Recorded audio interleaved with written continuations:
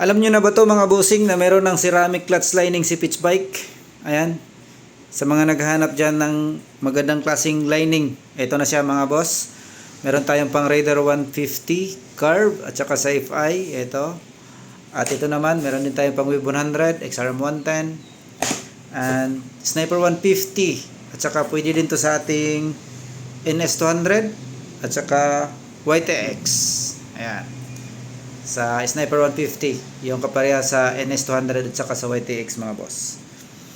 At dito naman sa Sniper 135 MX, pwede dito yung sa XR 150 at saka sa TMX mga bossing.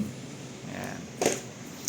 Meron din tayong Wave 125, XRM 125, RS 125 carb type. So buksan natin para mapakita natin sa inyo mga boss yung ating clutch lining. So sa mga naghahanap dyan ng magandang klase na mas better pa sa ginagamit mo ngayon, ito ceramic clutch lining mga bossing. So buksan natin. Unahin natin dito sa ating Raider 150. Sa mga Raider 150 user dyan, ito yung lining niya mga boss. Baling isang ganito, isang set na yan. Yan o. Isang set yan. 5. So ito yung lining. Tingnan nyo naman mga bossing. Yung clutch lining para sa ating Raider 150. Tingnan nyo kung gaano ka solid yan.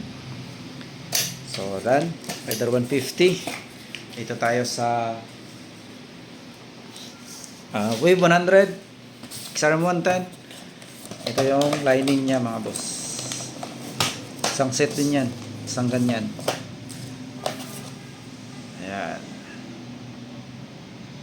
Ceramic clutch lining yan mga bossing. Wave 100. Okay, dito tayo sa Sniper 150. Naulit ko, pwede dito sa ating NS 200 at saka YTX.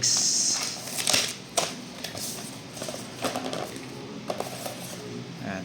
Same lang sila ng lining. Ayan o. Ito nyo naman kung gaano kasulod yung lining. Ceramic clutch lining. Ayan. Dito tayo sa Sniper. Ay sorry. Dito tayo sa Sniper 135 MX. Ito.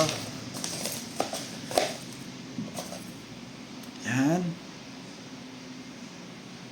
Ceramic clutch lining.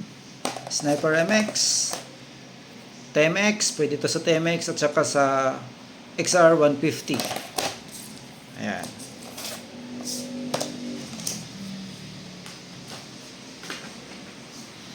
At ito naman yung sa Wave 125 mga bossing.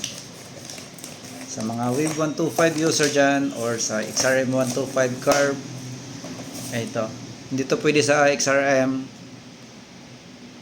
FI mga bossing ha. Pang carb. Wave 125, XRM 125 carb at saka sa RS. Wala pa tayong dumating na pang XRM FI nito.